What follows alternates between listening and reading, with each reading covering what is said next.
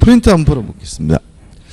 1번 A가 B의 임의 대리인인 경우 A는 질병으로 인하여 대리행위를 할 수 없는 때에는 복대리인을 선임할 수가 있다. 여기까지 맞죠.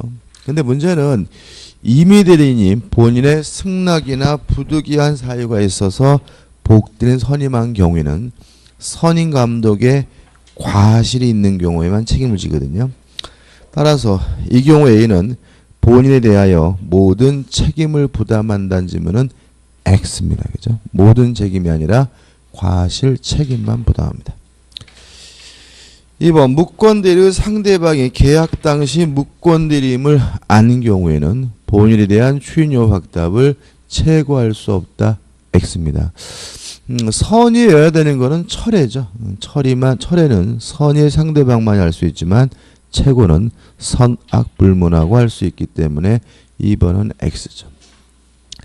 3번 대리인이 대리권이 소멸한 후에 선임한 복대리인과 상대방 사이의 법률행위도 민법 제129조 표현들이가 성립할 수 있다. 옵니다. 이걸 어떻게 기억하냐면 표현들이가 성립되기 위해서 꼭 무권대리인이 직접 행위를 해야 되는 것은 아니다. 사자나 복대리를 통해서 행위를 한 경우에도 표현대리가 성립될 수가 있다. 이렇게 크게 기억하시고 따라서 복대리는 행위도 표현대리 될 수 있다라고 기억하시면 이런 질문 맞을 수 있겠죠. 4번 갑이 대리권 없이 의뢰 대리인으로서 상대방 병과 계약을 체결한 경우 병이 을에게 상당한 기간을 정하여 계약의 추인 여부 약답을 최고하였는데 을이 그 기간이 지났어요. 자, 최고 기간이 지나게 되면 추인을 거절한 것으로 확정이 됩니다. 따라서 이제는 확정적 무효예요. 그리고 지난 후에 병에게 추인을 통보를 했다. 요거는 의미가 없는 겁니다. 그죠?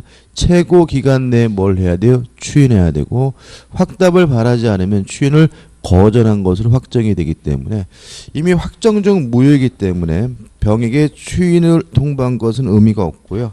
따라서 무효니까 병은 을에게 계약의 이행을 거절할 수 없다가 아니라 어떻게 해요?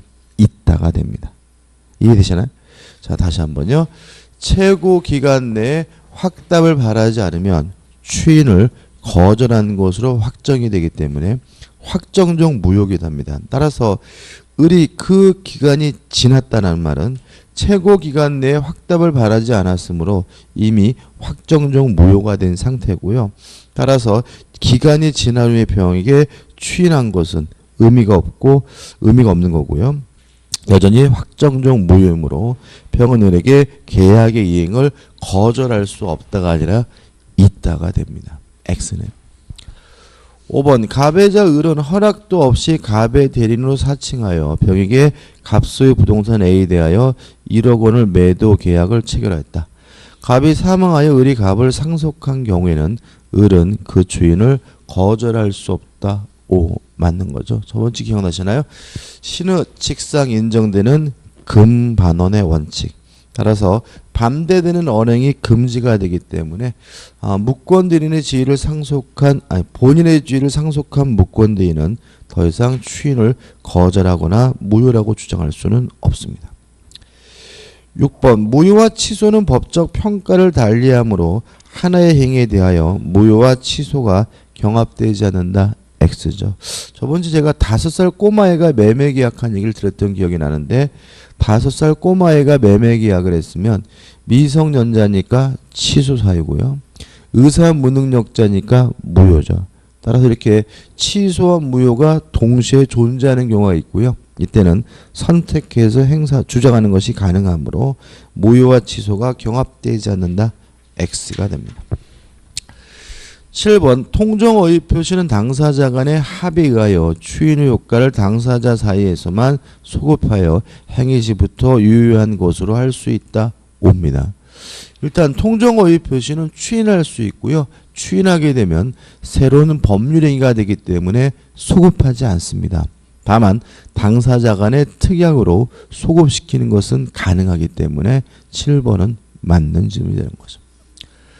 8번 갑은 을소의 토지 X를 매수하기로 하고 매매 계약을 체결하였다. 그런데 X 토지는 토지 거래 허가 대상이었다.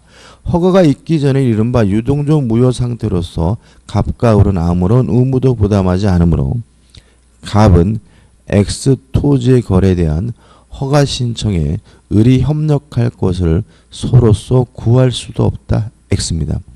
협력 의무는 존재하기 때문에요. 협력 의무를 강제하는 것은 가능합니다. 강제하는 것이 가능하다는 말은 소송으로 구하는 것이 가능하다는 의미가 되고요. 따라서 X가 되죠.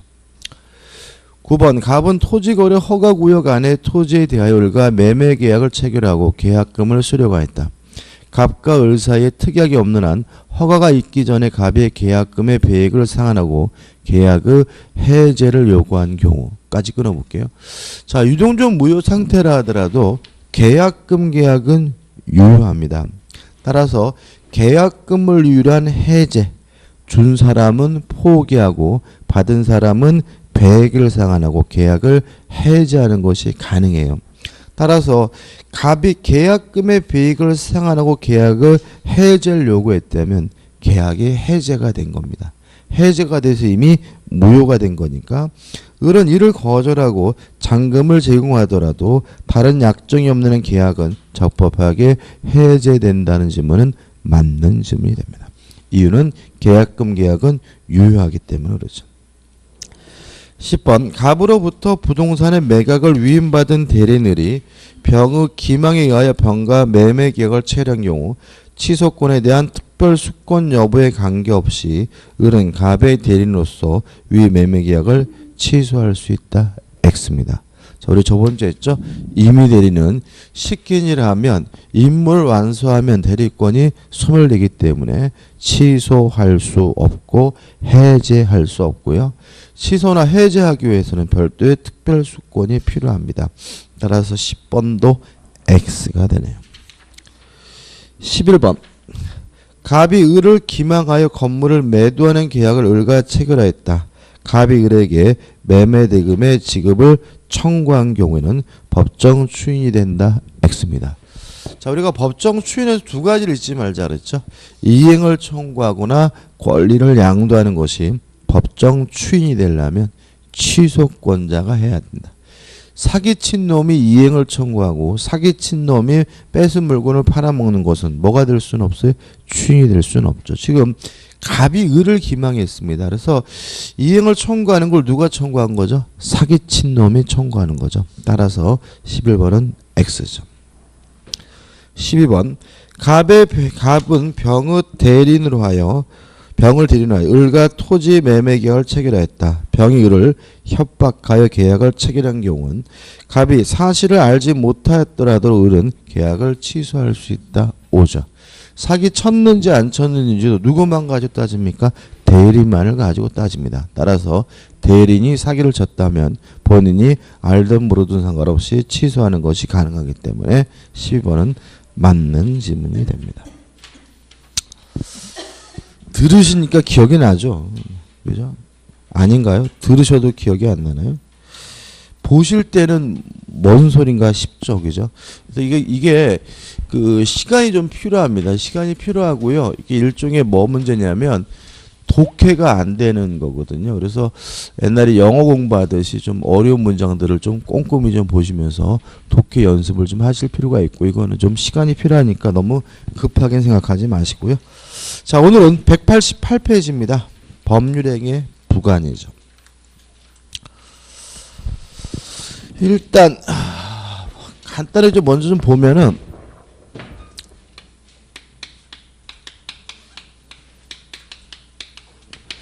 부속약관이라는 말을요. 부자고 관자고 따서 부관 이러는 겁니다. 다시 말하면 법률행위라면 특별히 부속시키는 특약 이런 걸 우리가 부관이라고 하는데 부관이 원래는 총 3가지가 있는데 우리는 시험 범위가 2가지입니다. 조건과 기한 2가지를 정리해야 되고요. 시험에 많이 나오는 부분은 아닌데 작년에는 그래도 2문제나 나왔어요. 그래서 올해도 분명히 문제가 나올 겁니다. 일단 개념은 이렇습니다. 장래 발생이 불확실한 것은 조건. 장래 발생이 확실한 것은 뭐죠? 기한이죠. 다시 말하면 미래에 발생할 수도 있고 안 할 수도 있고 불확실한 것은 조건이고요. 미래에 반드시 발생하는 것은 뭐죠? 기한입니다. 그래서 요것만 조심할, 예를 들어서 12월 31일까지 돈을 갚으라라고 했다면 12월 31일은 반드시 도래하니까 뭐죠? 기한이죠. 근데 12월 30일이 기한인 이유는 날짜에서 기한인 것이 아니라 장래 발생이 확실하기 때문에 기한이고요. 따라서 내가 죽으면 너에게 자동차를 주겠다라고 했다면 저도 반드시 죽을 테니까 이것도 뭐죠? 기한이 됩니다. 이것만 구별할 수 있으면 돼요. 비가 오면 우산을 주겠다라는 말하고 내일 비가 오면 우산을 주겠다는 말이에요. 위에 거는 조건이에요, 기한이에요? 기한이죠. 왜냐하면 언젠가는 반드시 뭐가요? 비가 올 테니까요. 밑에 거는 뭐죠? 조건이죠. 내일은 비가 올 수도 있고 어떻게요? 안 올 수도 있고 불확실하니까, 그죠? 그 다음에 장래 발생이 불확실한 조건이 만약에 성취가 됐을 때 효과가 생긴다면 이걸 우리가 정지 조건이라고 하고요. 장래 불확실한 조건이 성취가 됨으로써 효과가 없어진다면 이걸 우리가 해제 조건이라고 합니다. 또 장래 발생이 확실한 기한이 도래함으로써 만약에 효과가 생긴다면 이걸 우리가 시기라고 하고요. 만약에 확실한 기한이 도래함으로써 효과가 없어진다면 이걸 우리가 종기라고 하고요. 우리가 시기와 종기 사이를 결국은 뭐라 그러냐면 기간이라고 하는 거죠. 예를 들어서 임대차 계약을 하면서 올 2월 1일부터 내년 1월 31일까지라고 계약을 했다면 2월 1일이 도래하게 되면 임대차 계약에 효과가 생기니까 이건 뭐죠? 시기. 내년 1월 30일이 도래하면 임대차 계약의 효과가 없어지니까 이건 뭐죠? 종기고 이걸 우리가 임대차 계약 기간이라고 하죠. 그래서 우리가 기간이란 개념이 나오려면 반드시 뭐가 있어야 돼요? 기한이 있어야 되고요. 특히 종기가 있어야지만 기간이란 개념이 나올 수 있다는 것도 좀 생각해 보셨으면 좋겠어요. 그 잠깐 보면 서술에서 의의가 나오고요. 2번 성질해가지고 법률행위의 효력에 관한 것이다 라는 말은 조건이든 기한이든 뭐에 관한 문제죠? 효과에 관한 문제죠. 효과가 생기고 효과가 어떻게 해요? 없어지는 문제다. 시험 문제 맨날 나오는 질문이 뭐냐면 정지 조건이 성취가 되면 법률행위가 성립된다. 그럼 뭐죠? X다. 뭐에 관한 문제가 아니에요? 성립에 관한 문제가 아니고 뭐에 관한 문제라고요? 효과에 관한 문제다. 그죠? 뭐 별것도 아닌데 표정이 어두워요. 다시 한번 조건이든 기한이든 뭐에 관한 문제입니까? 효과가 생기고 효과가 없어지는 문제다. 따라서 뭐에 관한 문제가 아닙니까? 성립에 관한 문제는 아닙니다. 그래서 정지 조건이 성취가 되면 효과가 생긴다는 말은 맞지만 법률행위가 성립된다는 질문은 뭐가 돼요? X가 됩니다. 4번 법률행위에 붙인 것이어야 되고요. 답은 법률행위와 동시에 붙어야 됩니다. 이건 어떤 얘기냐면 부속 약관 특약에 가는 거죠.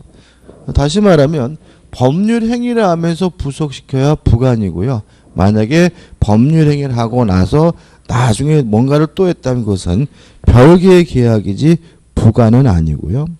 라번 조건과 기한은 장래에 실현될 수 있는 것이어야 된다. 이게 무슨 말이죠? 미래의 사실이라는 거죠. 따라서 과거의 사실의 경우에는 4개의 대상은 될 수 있지만 조건이나 기한은 될 수가 없고요. 마번 당사자 의사에 의하여 부과한 것이어야 됩니다.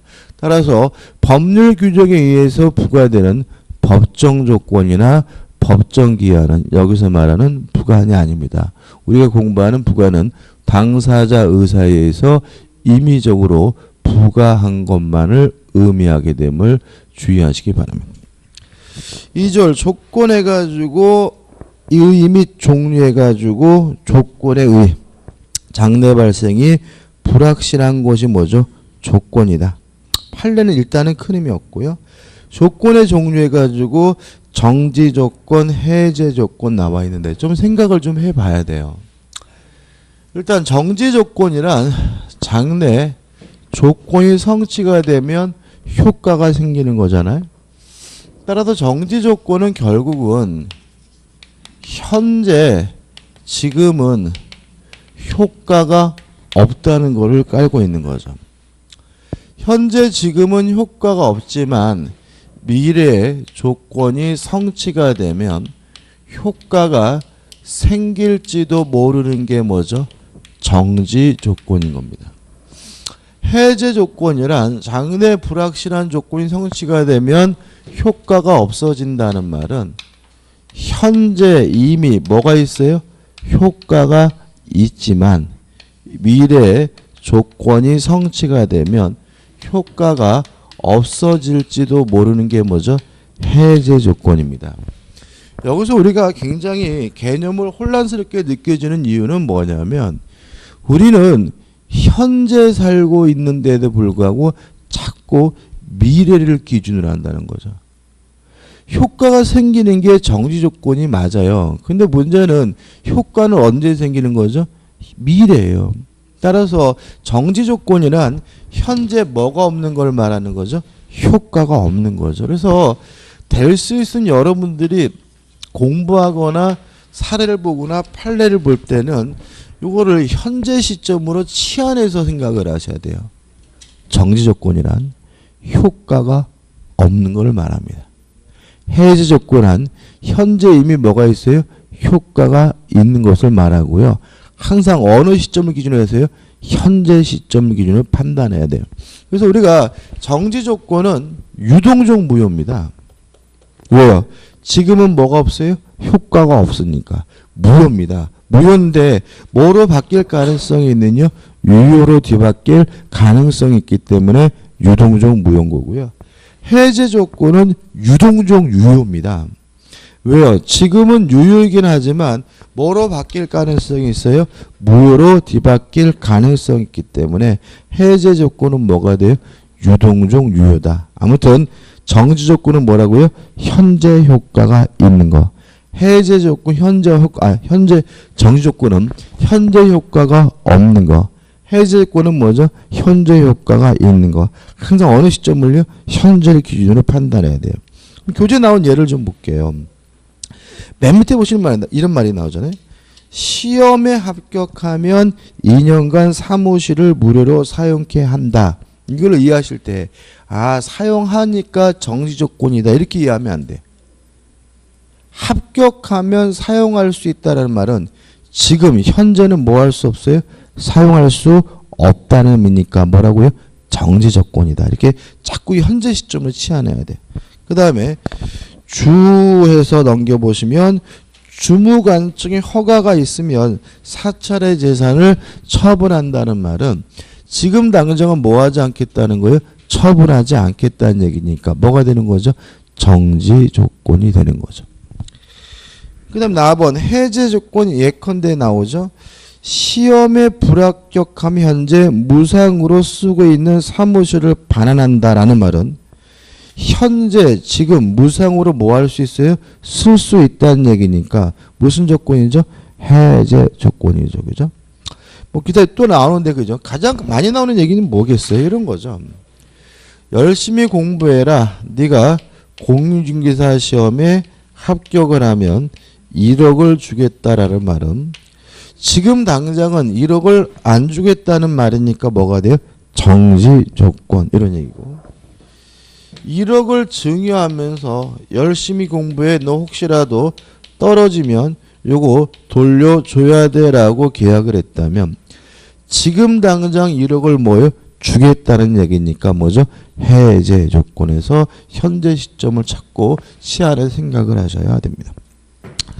핵심 판례 가지고 시험에 아주 잘 나오는데 약혼 예물입니다. 시부모가요 며느리한테 약혼 예물을 줬어요. 그럼 며느리 거예요? 시부모 거예요? 며느리 거죠. 그래서 뭐죠? 해지 조건. 현재 당장 뭐죠? 누구 거가 돼요? 며느리 거가 되는 거죠. 다만 실제로 뭐 하지 않았다면요? 결혼 안 한다면 그때는 뭐예요? 돌려받게 되니까 뭐라고요? 해제 조건이. 그래서 돌려받으니까 해제 조건이 아니라 일단 누구 거가 됐어요? 며느리 거란 얘기니까 해제 조건이라 자꾸 현재 시점으로 치환하셔야 됩니다.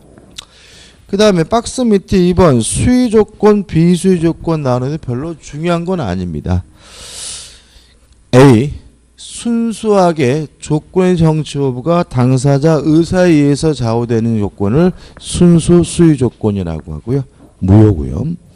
B. 조건 성취 여부만 단순하게 당사자 의사에 의해서 좌우되는 것을 우리가 단순 수의 조건이라고 하는데 이거는 뭐죠? 유효하고요. 비수의 조건 해가지고 당사자 의사에 의해서 조건 성취 여부가 좌우되지 않는 게 뭐죠? 비수의 조건인데 두 가지가 있죠. 우송 조건과 혼송 조건 해가지고 내일 비가 오면과 같은 자연 현상뿐만 아니라 당사자가 아닌 제3자 의사에 의해서 좌우되는 것도 뭐죠? 우송 조건이고요. 그 다음에 우측에 혼송 조건은 수의 조건적 측면과 우송 조건 측면이 짬뽕되어 있다는 얘기고요. 여기서 기억할 것은 한 가지입니다. 순수 수의 조건만 무효다. 이것만 기억하시면 되겠죠. 그 다음 우측에 가장 조건이 나오는데 박스 밑에 내용을 한번 읽어볼게요. 외형상으로는 조건이지만 실질적으로 조건의 효력이 인정되지 않는 조건. 이게 무슨 말이냐면 가장 조건은 조건이 아닙니다. 다시 말하면 가장 조건이란 조건처럼 보이지만 실제는 뭐가 아니에요? 조건이 아닌 것들을 말하고요. 가번 법정 조건은 뭐가 아닙니까? 조건이 아닙니다. 왜냐하면 조건이란 당사자 의사에 의해서 임의적으로 부과되는 것만 조건이므로 법률 규정에 의해서 부과되는 건 뭐가 아니죠? 조건이 아닙니다. 나번 불법 조건은 조건이 반사회적인 경우를 말합니다. 기억나시나요? 법률행위 자체는 반사회적이지 않지만 조건이 반사회적이면 조건만 무효인 것이 아니라 법률행위 전체가 어떻게 해요? 싹 무효다. 그거고. 그 다음 4번 기성조건인데 기성조건이라는 것은 이미 성취된 조건을 말합니다. 기성조건이 뭐죠? 이미 성취된 조건. 기성조건은 조건이에요? 조건이 아니에요? 기성조건은 조건인가요? 조건이 아닌가요?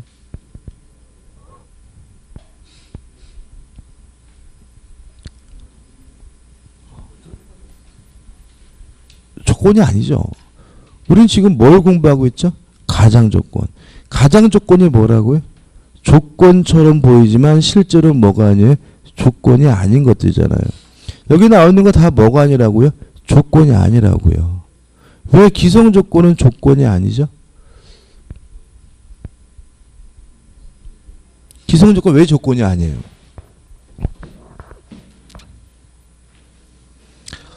조건이 뭐죠? 장래 발생이 불확실한 게 조건이죠. 그죠? 근데 기성 조건은 이미 성취됐다는 말은 더 이상 불확실하지가 않아요. 확실하죠. 그래서 뭐가 아니에요? 조건이 아니에요. 그 다음에 뒤에 불능 조건이 나오는데 불능 조건은 뭐예요? 불가능한 조건이거든요. 이것도 뭐가 아니에요? 조건이 아니에요. 왜요? 장래 발생이 불확실한 것만이 뭐죠? 조건인데 불가능하게 된 것으로 뭐가 돼요? 확정이 됐으니까 뭐가 아닌 거죠? 조건이 아닌 거죠. 시간에 계속 내고 있습니다. 기성조건, 정지조건은 뭐가 아닙니까? 조건이 아닙니다. 우리는 지금 뭘 공부하고 있습니까? 조건이 아닌 것들을 공부하고 있는 거죠. 가장 조건은 뭐가 아니라고요? 조건이 아닙니다. 왜 기성조건, 불능조건은 조건이 아닌가요? 장래 발생이 불확실한 것만이 뭐죠? 조건인데 기성조건이 이미 성취된 것이고요. 불능조건이 이미 불가능한 것으로 확정된 것이니까 더 이상 불확실한 것이 아니라 확실한 것이므로 뭐가 아니죠? 조건이 아닙니다. 이 부분은 우리 민법에서 처음이자 마지막으로 머리 글자를 따서 외울 거예요. 왜 그러냐면 시험에 거의 무조건 나오게 되는데 아주 헷갈려서 그러는데 일단 기, 정조, 기해무입니다. 기성 조건이 정지 조건이면 조건 없는 법률 행위가 됩니다. 그래서 우리가 이거를 기, 정, 조 이렇게 외울 거고요. 기성 조건이 해제 조건이면 무효입니다. 이거를 기, 해, 무 이렇게 외울 거예요. 뭐 여러 가지 방법이 있는데 제가 해보니까는 단순 무식한 게 이 부분은 최고인 것 같아요. 그 다음에 불정무 불해조입니다. 불능 조건이 정지 조건이면 불능 조건이 정지 조건이면 무효입니다. 그래서 불정무 이렇게 할 거고요. 불능 조건이 해제 조건이면 조건 없는 법률행위가 됩니다. 이게 뭐죠? 불해조가 됩니다. 그래서 기정조, 기해무, 불정무, 불해조예요. 법조는 좀 볼 건데요. 상단에 보시면 151조가 있죠. 151조 2항입니다. 조건이 법률행위 당시 이미 성취한 경우 이게 뭐죠? 기성조건이죠. 옆에다가 기 이렇게 하나 적어 놓으시고 그 조건이 정지조건이면 정자에다가 동글뱅이 치고 조건 없는 법률행위라고 조자에다가 동글뱅이 치면 이게 뭐가 되는 거죠? 기정조가 되는 거죠. 해제 조건이면 해자에다가 동글뱅이 치고 그 법률 무효로 한다. 무자에다 동글 치면 뭐가 되는 거죠? 기해무가 됩니다. 그래서 기성 조건이 정지 조건이면 조건 없는 법률행위 기정조. 기성 조건이 해제 조건이면 그 법률 무효해서 뭐죠? 기해무 이렇게 되는 거죠. 3항입니다. 조건이 법률 당시 이미 성취할 수 없는 것인 경우 이게 뭐죠? 불능 조건이죠. 불자를 적어 놓으시고 그 조건이 해제 조건이면 해자에 동글뱅이 치고 조건 없는 법률행위 조자에다가 동글뱅이 치면 불해조가 되고요. 정지 조건이면 그 법률 무효를 한다. 정자와 무자에다 동글뱅이 치면 뭐가 되는 거죠? 불정무가 되는 겁니다. 이것도 제가 다시 말씀드리지만 반드시 나오는 부분이기 때문에 꼭 암기하셔야 되고요. 나중에 연습은 좀 필요합니다. 기정조, 기해무, 불정무, 불해조입니다. 그 다음 넘기셔가지고 2번 조건을 붙일 수 없는 법률행위에서 1. 공익상 불허용인데 여기서 나오는 것은 가족법상 행위입니다. 가족법상 행위에 조건을 붙일 수가 없습니다. 가족법상 행위에 조건을 붙이게 되면 반사회적 법률에서 무효입니다. 왜 그렇죠? 가족법상의 자유는 절대적으로 보장이 돼야 되고요. 가족법상의 자유는 어떠한 경우에도 뭐 할 수 없습니까? 제한할 수가 없다.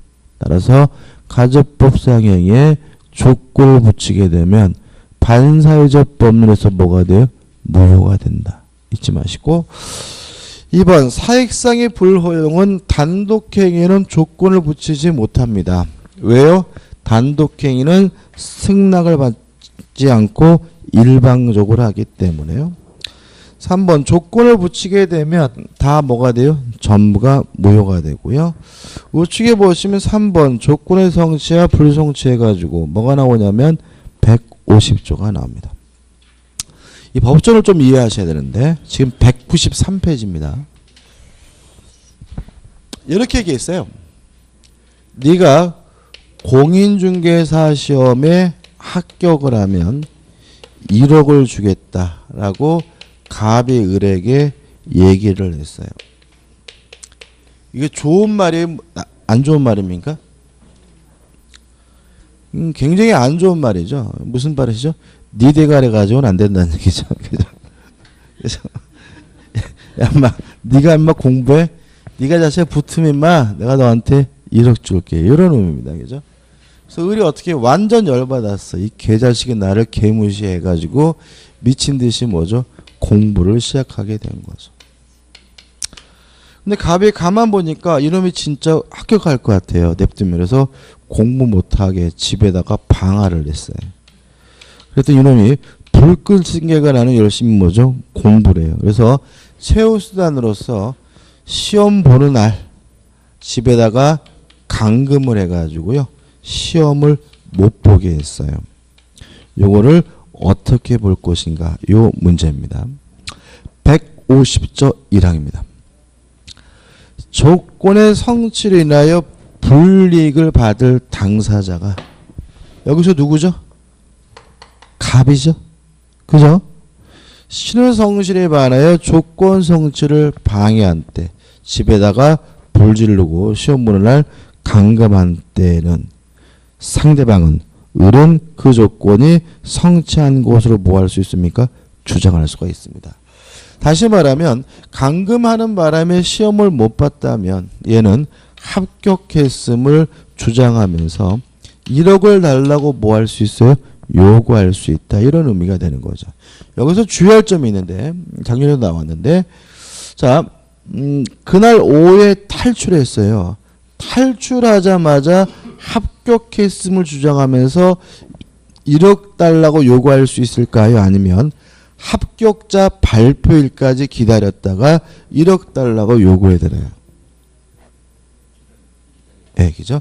합격자 발표일까지 기다렸다가 1억 달라고 요구해야 합니다. 왜 그러냐면 하단에 밑에서부터 7번째 줄 보시면 이 조건 성취로 의제되는 시기죠. 제가 읽어보면 조건이 성취된 것으로 의제되는 시기는 신의 측에 반한 행위가 없었다면 조건이 성취되었으리라고 인정되는 때입니다.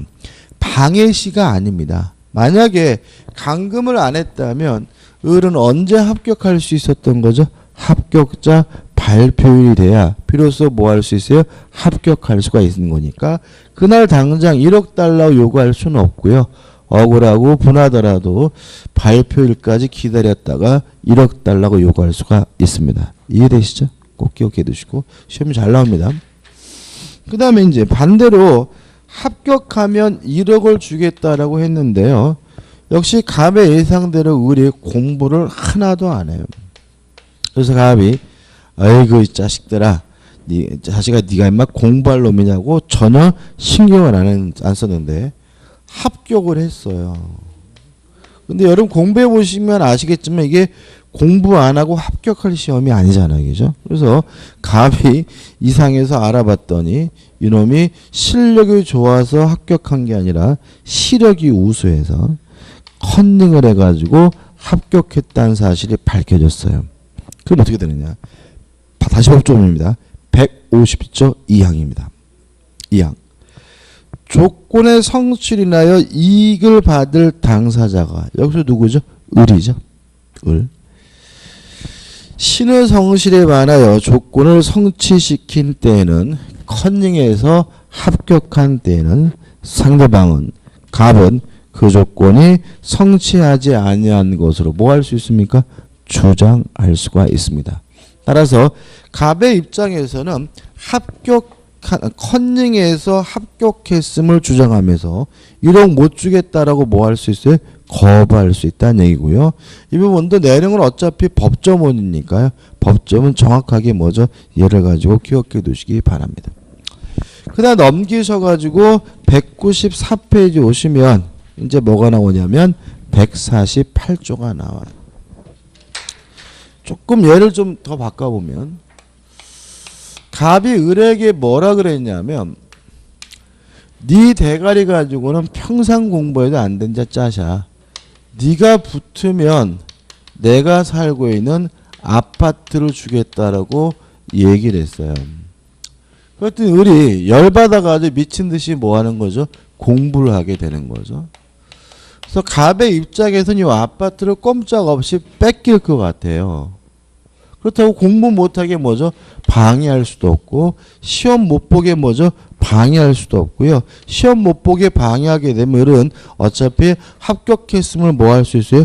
주장할 수가 있는 거잖아요. 그래서 갑이 고민하다가 내가 너한테 이 아파트를 뺏길 수는 없다 해가지고 이 아파트를 병에게 팔아먹고 병에게 이전 등기를 해줬어요. 이러한 갑의 행위는 어떻게 되냐 문제입니다. 다시 말하면 합격하면 아파트를 주겠다라고 해놓고 이 아파트를 뭐 했어요? 팔아먹었어요. 자, 148조입니다. 지금 194페이지로 넘어왔고 148조예요. 148조. 조건 있는 법률행위의 당사자는 조건의 성부가 미정한 동안에 여기서는 뭐죠? 을이 열심히 공부하고 있는 동안에 조건의 성춘이나 생길 상대방의 이익을 해야지 못한다라고 규정을 두고 있죠. 다시 말하면 우리 148조는 이러한 매매를 하지 말라고 뭐 하고 있는 거예요? 금지하고 있는 거죠. 근데 문제는 이 148조가 이러한 것을 하지 말라고 뭐만 하고 있어요? 금지만 해놓고 있고 했을 때는 그 효과가 어떻게 되는지에 대해서는 우리 민법에 아무런 규정이 없는데 우리 판례는 148조가 하지 말라고 금지하고 있기 때문에 일단은 무효라고 봅니다. 일단 뭐죠? 무효. 그러면 누가 피해를 보냐면 병이 피해를 보겠죠. 따라 우리 판례는 148조가 하지 말라고 금지하고 있어서 무효이긴 하지만 이 무효를 가지고 병과 같은 제3자에게 대항하려면 그때는 등기를 해야 한다라고 판시하고 있고요. 이 합격하면 아파트를 넘겨받겠다는 이러한 권리를 등기소에 가서 등기할 수 있습니까? 없습니까? 예, 있습니다. 그죠? 가등기로 하게 된다는 것까지 꼭 기억해 두시기 바랍니다. 정리해 볼게요. 자, 148조는 조건부 권리를 침해하는 처분행위를 뭐하고 있죠? 금지하고 있다. 따라서 이 매매는 일단은 뭐가 돼요? 무효가 되는데 다만 이 무효를 가지고 제3자에게 대항하려면 뭐가 필요합니까? 등기가 필요하고요. 이러한 조건부 권리는 무슨 등기로 하게 됩니까? 가등기로 한다는 것까지 기억하시면 되고요. 판례를 읽어볼 건데 좌측 하단에 판례 가지고 밑에서부터 세 번째 줄 중간을 보시면 조건 성취 전에 수중자 간 처분행위는 조건 성취 효과를 제한한 한도 내에서 뭐라고요? 무효라고 할 것이고 다만 그 조건이 등기되어 있지 않는 한 그 처분행위로 인하여 권리를 취득한 제3자에게 위 무효를 뭐 할 수 없죠? 대항할 수가 없다. 따라서 무효이긴 한데 무효를 가지고 제3자에게 대항하려면 뭐가 필요합니까? 등기가 필요하고요. 마지막으로 요 등기는 무슨 등기로 하죠? 가등기로 한다는 것까지 꼭 기억해 두시기 바랍니다. 우측에 나번 나와 있고 2번에서 조건부 권리도 처분, 상속, 보존, 담보를 할 수 있습니다. 이게 조심할 건 뭐냐면 얘는 못 팔아먹죠. 지금 조건부 권리자는 누구죠? 을이죠. 합격하면 아파트를 받을 수 있는 사람 누구예요? 을이잖아요. 얘는 팔아먹을 수 있다고요. 을은. 어떤 분이 또 갑자기 아니 뭐 팔아먹는다며요. 근데 또 팔아먹으래. 얘는 조건부 권리자가 아닙니다. 조건부 권리자는 누구죠? 을이니까 여기서 조건부 권리를 처분, 상속, 보전, 담보를 할 수 있다는 말은 누가요? 을이 권리자가 팔아먹는다는 말이니까 헷갈리실 이유 전혀 없는 거고요. 그 다음 우측에 2번 조건 성부 확정 후에 효력해가지고 1. 조건을 성취해서 조건이 성취가 되면 효과가 생기고요. 해제 조건이 성취가 되면 뭐가요? 효과가 없어지는데 주의하실 것은 원칙적으로 뭐하지 않죠? 소급하지 않습니다. 다만 당사자 간의 특약으로 뭐하는 것은 가능하냐면 소급시키는 것은 가능해요. 마지막으로 이제 판례입니다. 자, 이 판례는 뭐냐면 입증에 관한 문제입니다. 정지 조건임은 누가 입증하냐면요.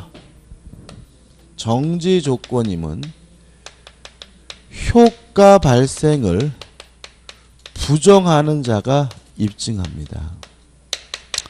왜냐하면 정지 조건이란 현재 뭐가 없는 거죠? 효과가 없는 겁니다. 현재 효과가 없는 거니까 정지 조건이란 사실이 입증이 되면 뭐 할 필요 없는 거죠? 이행할 필요가 없는 거죠. 따라서 정지 조건임은 누가 입증합니까? 효과 발생을 부정하는 자가. 다만 정지 조건이 성취가 되면 뭐가 생기죠? 효과가 생기므로 정지 조건이 성취됐음은 누가 입증하냐면 효과 발생을 주장하는 자가 입증해요. 그래서 교재 맨 밑에 있는 판례는 결국 뭐냐면 정지 조건이 성취됐음은 효과 발생을 주장하는 자가 입증한다는 얘기고요. 넘겨보시면 판례 하나가 더 나오는데 이 판례를 읽어볼 겁니다. 어떤 법률행위가 조건의 성취 시 법률의 효력이 발생하는 소위 정지조건부 법률에 해당한다는 사실은 그 법률행위로 인한 법률 효과의 발생을 저지하는 사유. 왜 정지조건이라는 사실은 효과 발생을 저지하는 사유죠? 왜 그런 거죠? 정지조건이란 현재 뭐가 없는 것을 말해요? 효과가 없는 것을 말하니까.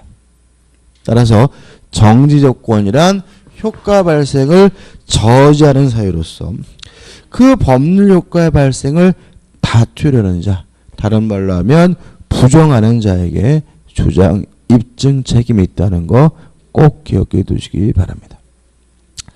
대표 예제입니다. 정지조건부 법률에 관한 설명으로 틀린 것은 자, 정지조건이 뭐라고요? 현재 지금은 뭐가요? 효과가 없지만 조건이 성취가 되면 효과가 생길지도 모르는 게 뭐죠? 정지조건이고 따라서 정지조건은 정확히 말하면 뭐가 되는 거죠? 유동적 무효가 되는 거죠. 그죠? 따라서 1번. 조건의 불성취로 확정이 됐어요. 그러면 확정은 좀 무효죠. 그죠? 따라서 그 법률에는 무효이다. 맞는 질문이죠. 2번 정지조건부 권리는 조건이 성취되지 않는 동안 소멸시효가 진행되지 않는다. 맞는 질문인데 이게 기출문제인데 이번 질문은 좀 시험 범위가 좀 벗어난 잘못된 질문이고요. 설명 안 드립니다. 3번 조건 성취가 미정인 권리 등 일반 규정에 하여 처분할 수가 있고요. 을은 팔아먹을 수가 있죠. 4번 조건 성취 효력은 원칙적으로 법률행위가 성립한 때부터 발생한다. X. 정지 조건이든 해제 조건이든 원칙적으로 뭐 되지 않습니까? 소급하지 않습니다. 5번 소유권 유보 약정. 자, 이런 문제입니다. 갑이 을과 만나가지고 전축에 대해서 월부로 매매하기로 약정을 하면 갑이 을에게 전축을 인도해 주더라도 여전히 갑이 소유권을 갖는다는 내용의 계약을 하게 됩니다. 이렇게 계약을 하는 이유는 을이 월북을만 안 내면 전축을 갑이 뭐죠? 가져오기 위해서 그렇고요. 이거 우리가 뭐죠? 소유권 유보부 매매라고 합니다. 인도했지만 네게 아니라 뭐죠? 내 거다 이런 얘기죠. 그러면 을은 현재 아직 뭐가 없는 거죠? 소유권이 없는 거죠. 월부금을 완납해야 비로소 뭘 갖게 돼요? 소유권을 갖게 되니까 대표적인 뭐죠? 정지 조건입니다. 현재 을에게는 뭐가 없습니까? 소유권이 없고요. 월부금을 완납해 비로소 소유권을 갖거든요. 따라서 5번 소유권 유보의 약정이 있는 경우 특별한 사정이 없는 한 매매대금의 전부 지급이라는 조건이 성취될 때까지 누가요? 매도인이 목적물의 소유권을 보유한다 맞는 지문이고 대표적인 뭐죠? 정지 조건입니다. 제3절 기한에서 의입니다. 장래 발생이 확실한 것이 뭐죠? 기한입니다. 일단 우측의 판례들이 중요한데요. 가번 판례부터 좀 생각을 해보죠. 가번 판례부터.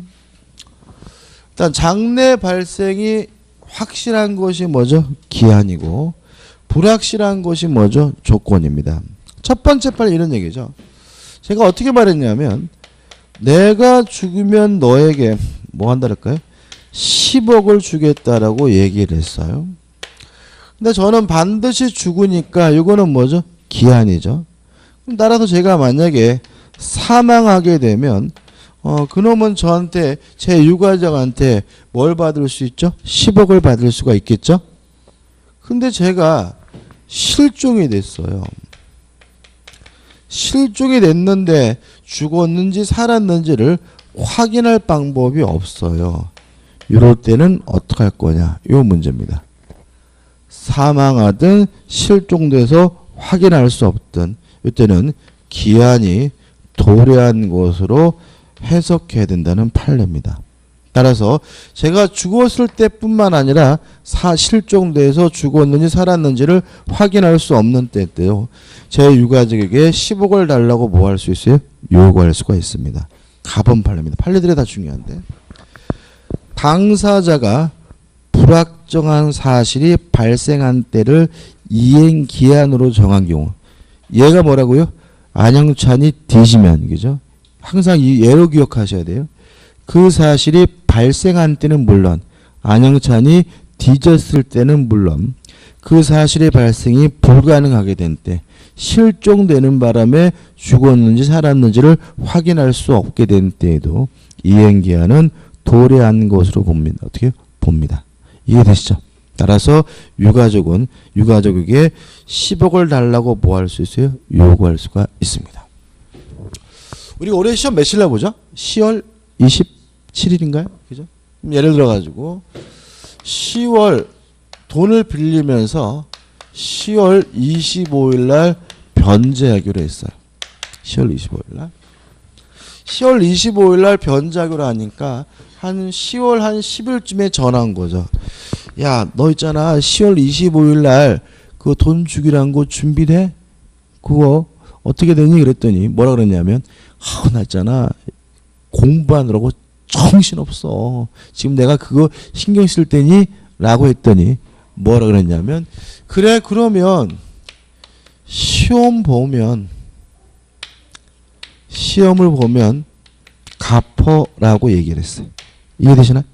그죠? 그러니까 지금 25일 날 돈 갚기로 했는데 공부하느라 정신없다니까 그래 그렇게 힘들어? 얼마나 힘들겠어 솔직히. 우리가 여러분들 지금 힘들어 하시는데 실제로는 시험에 임박하면 막 입에서 단내 나세요. 진짜 힘드실 텐데. 그러니까는 뭐죠? 그러니까 그래 그렇게 힘들어 그러면 시험 보고 나서 갚어라고 했어요. 그래서 그러자라고 했는데 지금 가만 생각해 보니까 봐봤자 떨어질 것 같아. 근데 시험 보면 뭐예요? 돈을 갚아야 되니까 시험을 안 봤어요. 이럴 때는 어떻게 할까 문제. 이해되시나요? 그죠? 다시 해요? 표정이 왜 이렇게 어두워?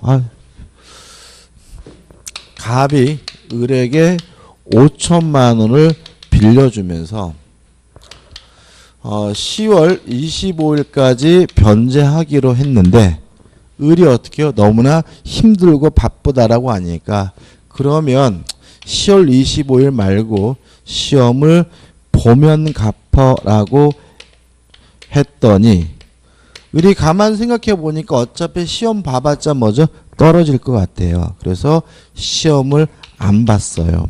그러면 말 그대로라면 시험 안 보면 뭐죠? 안 갚아도 되는 거잖아요. 이걸 어떻게 볼 것인가 문제입니다. 나번 보시면 자, 나를 읽어볼게요. 부관이 붙은 법률행위에 있어서 부관이 표시된 사실이 발생하지 아니하면 채무를 이행하지 않아도 된다고 보는 것이 상당한 경우. 만약에 말 그대로 진짜 시험 안 보면 돈을 안 갚아도 되는 곳을 보는 것이 상당한 경우에는 이것은 뭐로 봐야 돼요? 조건으로 봐야 하고요. 표시된 사실이 발생한 때는 물론이고 시험을 봤을 때는 물론이고 반대로 발생하지 아니한 것으로 확정된 때 시험을 안 봤을 때도 그 채무를 이행하여 한다고 보는 것이 상당한 경우에는 표시된 사실의 발생 여부가 확정된 것을 뭐란 거죠? 불확정 기한으로 정한 것으로 보아야 한다. 다시 말하면 이 경우에는 시험을 보든 안 보든 반드시 뭘 갚아야 돼요? 갚아야 되는 거니까 말은 시험 보면이지만 이것은 조건이 아니라 뭐란 얘기예요? 기한이란 얘기인 거예요. 이해되시죠? 다시 한번요. 시험을 볼 수도 있고 안 볼 수도 있고 뭐요? 불확실한 겁니다. 근데 이거는 시험을 보면 물론 갚아야 되고요. 안 봐도 뭐요? 돈을 갚아야 되는 거니까 겉보기에는 뭐처럼 보여요? 조건처럼 보이지만 실질은 뭐로 봐야 된다는 거예요? 기한으로 봐야 된다는 거죠. 계속 읽어볼게요. 따라서 이미 부담하고 있는 채무 변제에 관하여 일정한 사실이 부관으로 붙여진 경우, 예를 들어서 10월 25일 날 갚기로 했는데 시험 보고 나면 갚기로 한 경우에는 특별한 사정이 없는 그것은 뭐 해준 거예요? 변제기를 유예한 겁니다. 다시 말하면 지급기한을 뭐예요? 연장해 준 것에 불과한 거죠. 따라서 그 사실이 발생한 때, 시험 본 때 또는 발생하지 아니한 때, 시험 보지 않은 때에는 뭐죠? 기한이 도래한 것이므로 시험을 보든 안 보든 반드시 어떻게 해요? 돈을 갚아야 한다. 이런 의미입니다. 그죠? 다시 한번요. 시험을 보면 갚기로 했습니다. 물론 시험을 볼 수도 있고 어떻게 해요? 안 볼 수도 있고 불확실한 것인데 문제는 이거는 시험을 보든 안 보든 반드시 뭘 해야 돼요? 돈을 갚아야 되는 것이니까 조건이 아니라 뭐라고요? 기한이다. 이런 얘기인 거죠. 그 다음에 답원입니다. 답원 판례는 이런 문제입니다. 자, 여기 다시 와가지고 효과가 생기는 게 뭐예요? 시기. 효과가 없어지는 게 뭐예요? 종기고 시기와 종기 사이가 뭐죠? 기간이고 기간이 나타나려면 반드시 뭐가 있어야 돼요? 기한이 있어야 되고 특히 뭐가 있어야 됩니까? 종기가 있어야 됩니다. 이 판례도 중요하기 때문에 읽어볼 건데요. 이런 문제입니다. 갑이 소유하고 있는 A 토지에 대해서요. 을가 매매 교섭을 하게 됩니다. 매매 교섭을 하게 되는데 을이 토지 매수 자금이 부족해요. 돈이 부족해서 살 수가 없는 상태인데 을이 갑에게 어떤 제안을 하냐면 지금 내가 당장 돈이 부족하기 때문에 이 땅을 나에게 먼저 임대를 해주시면 돈이 들어오면 그때는 구입하겠습니다라고 제안을 해요. 그래서 갑이 을에게 임대차 계약을 하면서 물어본 거죠. 돈은 언제 들어옵니까? 라고 했더니 을이 넉넉 잡고 3개월이면 들어옵니다 라고 하는 거예요. 몇 개월이요? 3개월. 그래서 임대차 계약을 하면서 존속기간을 정해야 할 텐데 3개월 있으면 을이 산다 그러니까 기간을 뭐 1년, 2년 이렇게 정하기가 대단히 애매하잖아요. 몇 개월요? 3개월만 쓴다니까. 그래서 어떻게 했냐면 존속기간을 임차인에게 매도할 때까지 이렇게 정해가지고 뭐예요? 임대차 계약을 했어요. 이해되시죠?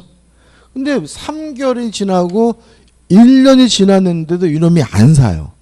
그래서 갑이 을한테 안 살 거면 나가라. 그랬더니 을이 뭐라 그러냐면 임대차 계약 기간을 임차인에게 매도할 때까지라고 정해놨기 때문에 내가 안 산다면 이 임대차 계약은 영원한 거다. 이해되시죠? 그죠? 다시 한번요. 임차인에게 뭐라고요? 매도할 때까지를 정해놨으니까 임차인이 뭐 하면요? 안 사면 이 임대차 계약 기간은 뭐죠? 영원한 거니까 당신은 나를 내보낼 수가 없다라고 뭐요? 주장을 하는 바람에 갑과 을이 뭐 하게 된 거예요? 재판을 하게 된 거예요. 이해되시죠? 그죠? 항상 판례는 결론 외우는 거 아무 의미 없습니다. 조건이 아니라 이렇게 이거 의미 없는 거예요. 그죠? 항상 뭐예요? 무슨 말인지를 알고 곱씹어 보셔야 문제를 맞힐 수가 있는 겁니다. 자, 판례 한번 읽어보죠. 임대차 계약을 체결함에 있어서 임대기한을 뭐라고 했죠?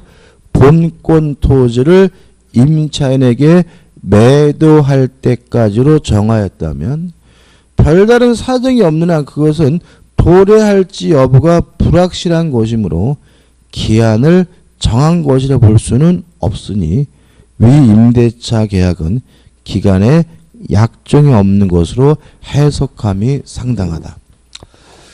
자, 이거는 기한이 아니라 뭐죠? 조건이죠. 다시 말하면 을은 요 토지를 뭐 할 수도 있어요? 살 수도 있고 안 살 수도 있고 불확실한 거니까 이건 뭐예요? 조건입니다. 다시 말씀드리지만 기간이 있으려면 반드시 뭐가 있어야 돼? 기한이. 근데 이거는 기한이 아니라 뭐죠? 조건이니까 뭐가 없어요? 기한이 없고 종기가 없으니까 요 임대차 계약은 뭐를 이해한다는 거죠? 기간에 약정이 없는 것을 이해한다는 거죠. 토지 임대차는 최단 기간을 보장하지 않습니다. 따라서 갑은 을에게 언제든지 자유롭게 나가라고 요구하는 것이 가능하다는 취지고 을의 주장대로 영원히 있을 수 있는 것은 아니란 취지니까 주의하시기 바랍니다. 종료, 시기, 종기 나와 있고 확정기한, 불확정기한 12월 31일까지 돈을 갚으라고 했다면 이거는 뭐죠? 확정기한이죠. 왜요? 반드시 도래하고 그 시점도 정해져 있으니까요. 내가 죽으면 너에게 1억을 주겠다, 10억을 주겠다라고 했다면 이거는 뭐죠? 기한인데 제가 언제 죽을지는 잘 모르는 거죠. 이게 뭐죠? 불확정 기한입니다. 그 다음에 넘기셔가지고 기한을 붙일 수 없는 법률행위에서 조건과 유사합니다. 가족법상 행위에는 기한을 붙일 수 없습니다. 가족법상 행위에 기한을 붙이게 되면 반사회적 법률 무효가 되고요. 또 단독행위에도 원칙적으로 기한을 붙일 수가 없습니다. 4번 기한부 법률 효력해가지고 1. 기한도래 전의 효력 침해할 수 없고 기한부 권리도 처분할 수 있고 상속할 수 있고 보존할 수 있고 담보로 제공할 수가 있고요. 2번 기한 도래 후의 효력은 시기가 도래하면 효과가 생기고요.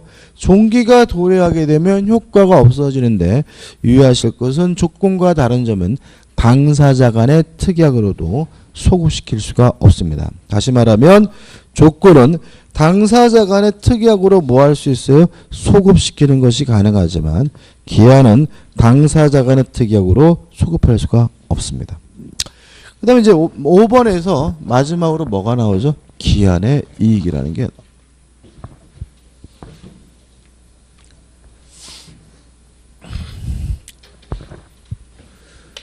을이 갑에게요 1억을 빌려줬어요. 1억을 빌려주면서 12월 31일까지 돈을 갚도록 기한을 정했어요. 물론 여기서 갑을 우리가 채무자라고 하고 우리가 뭐죠? 채권자라고 하는데 요 12월 30일이란 기한은 누구에게 이익이 되느냐 요 문제인데 오른쪽에 맨 위에 보시면 의가 나옵니다. 기한의 이익이라 함은 기한이 어떻게 해요? 오른쪽 맨 위에 있죠. 오른쪽 맨 위에. 기한의 이익이라 하면 기한이 도래하지 어떻게 해요? 않음으로 해서 당사자가 받는 이익입니다. 기한의 이익을 기한이 도래함으로써 얻는 이익 그러면 완전 거꾸로가 됩니다. 기한이 뭐라고요? 도래하지 않음으로써 얻는 이익입니다. 따라서 원칙적으로 채무자에게 이익이 됩니다. 원칙이. 왜냐하면 12월 30일이 도래하지 않는다면 채무자는 뭐 할 필요 없어요? 돈을 갚을 필요가 없고요. 채권자는 돈을 못 받죠. 다시 말하면 기한은 원칙적으로 누구에게 좋은 거예요? 채무자에게. 그다음 2번 기한의 이익을 갖는 자가 해서 자세히 나와 있는데 이렇게 기억하셨으면 좋겠어요. 무상이면 채무자만 기한에 있습니다. 무상이면. 그 다음에 유상이면 채무자뿐만 아니라 채권자에게도 기한의 이익이 있습니다. 세 번째, 무상임치계약. 공고로 물건을 보관하는 계약은 채권자만 기한의 이익이 있는데 임치계약의 채권자는 누구냐면 임치인입니다. 그래서 무상이면 누구만 기한이 좋아요? 채무자만. 유상이면 채무자뿐만 아니라 누구도요? 채권자도 기한의 이익이 있고요. 무상, 임치계약이 뭐죠? 물건 보관 계약이죠. 무상으로 물건을 보관하기로 하는 계약은 채권자만 기한에 이기는데 임치계약의 채권자는 누구를 말하죠? 임치인을 말합니다. 그 다음에 1번, 3번처럼 한쪽 당사자에게만 기한의 이익이 있는 경우에는 자유롭게 포기하는 것이 가능한데 유상이어서 채무자, 채권자에게 모두에게 기한의 이익이 있는 경우에는 손해배상을 해줘야 포기하는 것이 가능하다죠.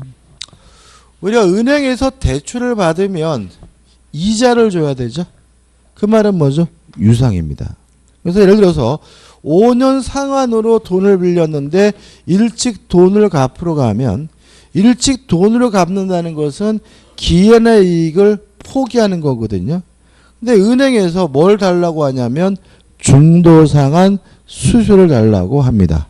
왜냐하면 채권자인 은행에도 뭐가 있다는 거죠? 기한의 이익이 있으므로 뭘 해달라는 얘기죠? 손해배상을 해달라는 얘기입니다. 다시 말하면 손해배상이란 말이 어감이 굉장히 부정적이기 때문에 중도상환 수수료라는 이상한 말을 쓰고 있지만 자신에게도 뭐 해달라는 얘기예요? 손해배상을 해달라는 의미니까 꼭 기억해 두시기 바랍니다. 끝입니다. 그 다음에 넘겨보시면 기한의 이익에 상실해가지고 상실사유에서 총 4가지가 있죠. 채무자가 담보를 감소, 손상 감소, 멸실하게 한 때, 채무자가 담보 제공의 의무를 이행하지 않을 때, 채무자가 파산한 때죠. 요 3가지 사유가 있으면 기한의 이익을 상실하기 때문에 효과해가지고 채무자는 기한의 이익을 주장하지 못합니다. 채권자는 지금 당장 돈을 갚으라고 뭐 할 수 있죠? 즉시 변제를 청구할 수 있고요. 핵심 판례는 오늘은 안 볼 겁니다. 나중에 좀 볼 겁니다. 우측에 대표이자인데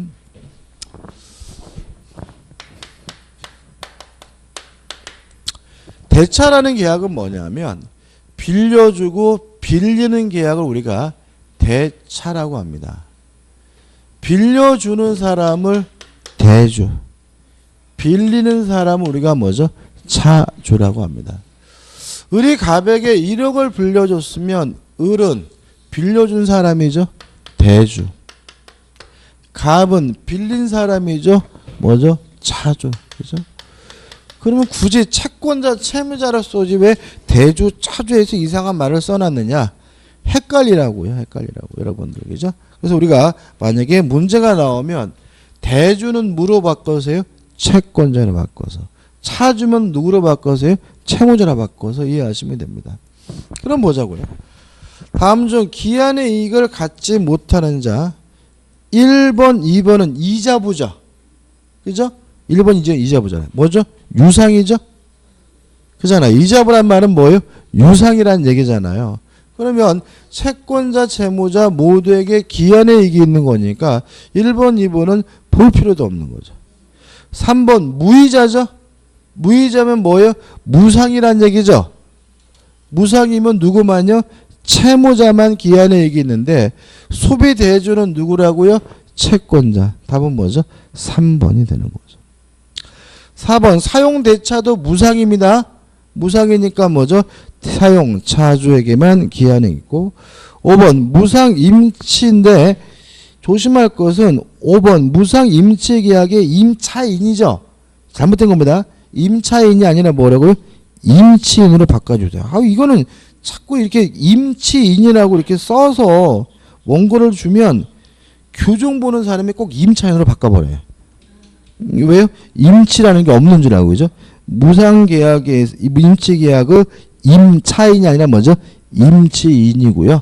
얘는 뭐죠? 기한의 이익이 있습니다. 그죠? 여기까지고 좀 쉬었다가 물권법을 들어가도록 하겠습니다.